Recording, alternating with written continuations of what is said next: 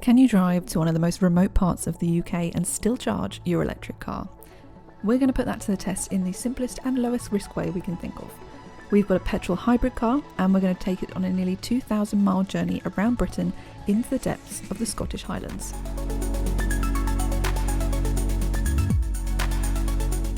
You might be thinking, what is the point of driving a plug-in hybrid that far when it's only got a 21 mile range?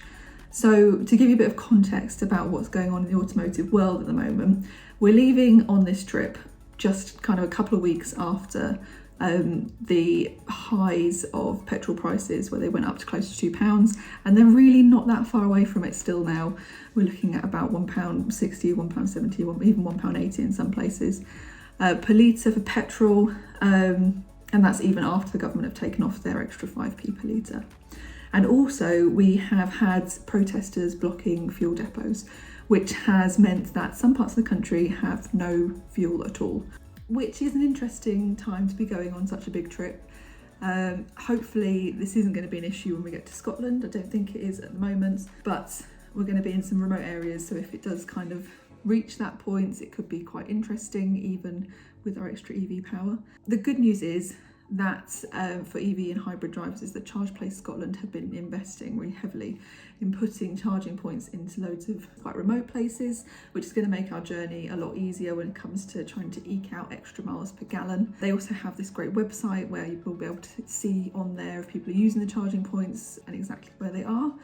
So hopefully it's going to make this really smooth and everything will run wonderfully. But by having that extra bit of charge, hopefully it's going to make our lives a little bit easier and cost a little bit less. I'll be driving a Volvo XC60 Recharge, which is powered by a petrol engine and an extra battery powered system. Both of these can independently drive the wheels, but a full 70 litre petrol tank will cover around 470 miles, whilst the maximum it can do on battery alone is 21.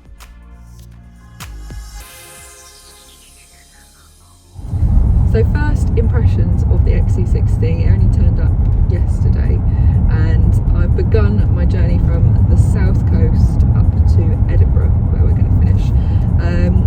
So managed to charge fully before we left, which means that we had 21 miles of electric range, which has been fantastic. Obviously used all that up on our first stint, which was only about 120 miles. We've gone for a stopover in Northampton, where I managed to stay with my parents for the night, which was very kind of them, and they let me charge the car again then, which was a little bit of a different experience, working out how to charge it at their house rather than using a charging point. But again, we've managed to fully charge, which has done wonders for the miles per gallon. We're running at about 43 miles per gallon at the moment, but we've got quite a big heavy mileage day on the motorway, so I think we're not going to be using masses of electric power until we get to Edinburgh later. So our first stop today is we're bright and early going to the Motorist, which is in Leeds, to meet up with some other cars who are going to be driving to Scotland with us. And from there we're going to go up to Edinburgh, and currently, although I thought I was going to be able to charge quite near to the hotel, I'm not sure if I'm going to be able to anymore. So we'll see how we get on, but we'll have a good stint driving with electric fuel. So in theory we should have added at least 42 miles of electric range.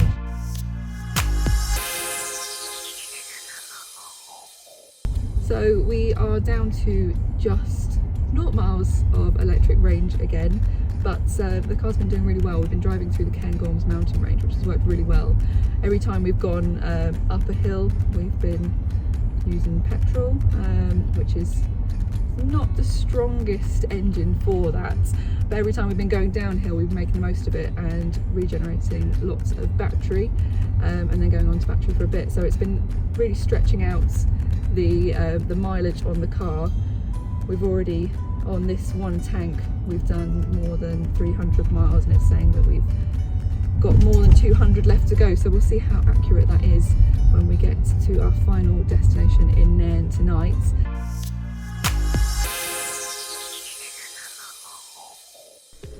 Our first time using the Charge Place Scotland charging points was a success.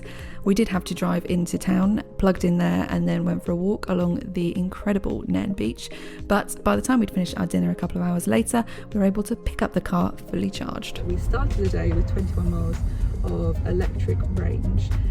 We've done a little bit of a detour today. Rather than going to John O'Groats like most people would if they were doing the North Coast 500, we have decided to we basically drove up the A9 for a bit, got stuck in a bit of traffic, so decided to go cross country instead, and found some fabulous roads. So we're just driving around the side of a lake. It seems to be all just little caravan parks hidden out the way and fishers, but we are managing to, we've still got 13 miles of range, which has gone up a bit from us rolling up and down the mountains and recharging the batteries. But it means that we are able to drive along using all electric power at about 20 or 30 miles just up and down, which is very nice when you're taking it back to nature and enjoying the views.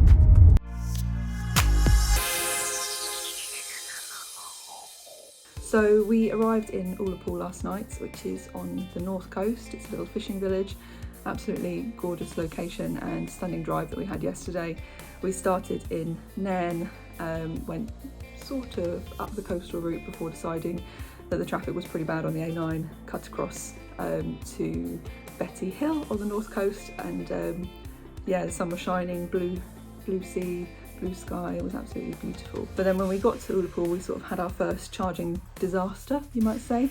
There was a charging point down by the ferry port, which was right next to where we were going for dinner, so seemed perfect, about half a mile from our hotel. But when we got there, it seemed to think that it was already charging with someone else and wouldn't let me cancel it, even though the other one was free. Obviously we can only use the Type 2 charger. So yeah, that was slightly disappointing, seeing as the charging point was completely free. I just couldn't get it to connect to the car, which means we are starting today with no battery in the car, and just going to go and fill up, because luckily there is a petrol station, so we'll be fine for the rest of the day. But I'm going to have to do some good rolling down hills and charge up the batteries for this first bit of the drive.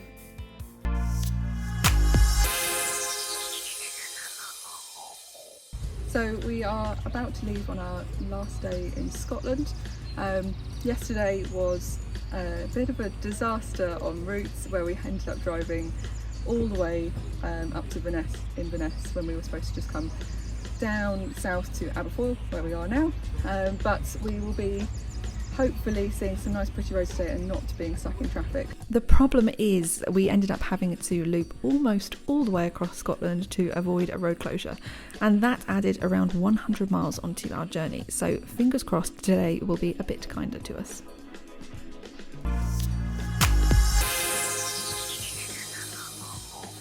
So it's just been our final night, and I was lucky enough that there was actually a charging point at the hotel this time, but unlucky enough that it didn't work. So my first time not using the Charge Place Scotland network on this trip, but yeah, it didn't work. So we've got 0 miles of electric range, but luckily we're in the Yorkshire Dales, so I'm going to go roll the car up and down some hills and try and build up that battery before we get on the motorway home. As we drive home from Yorkshire, it's been disappointing really that the charging network hasn't held up with what the Volvo could have done. It proved itself on the days where we could charge multiple times that if you were doing smaller journeys and charging overnight, you could achieve far better mileage than we did.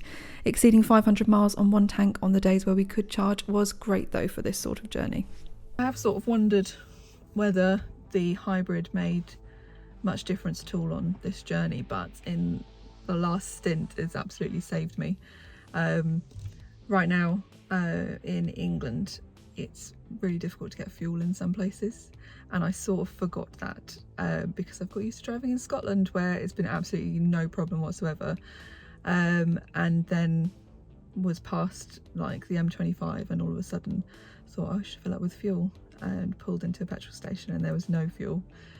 So tried to get to the next one, and I've just been watching the fuel range go down to 10 miles, and it's been so good the whole time. It's actually been way over what's like the range has been way over what we've actually achieved, but in this case, I guess we had no battery left and no fuel, and it literally went from 10 down to just like dash, nothing registered.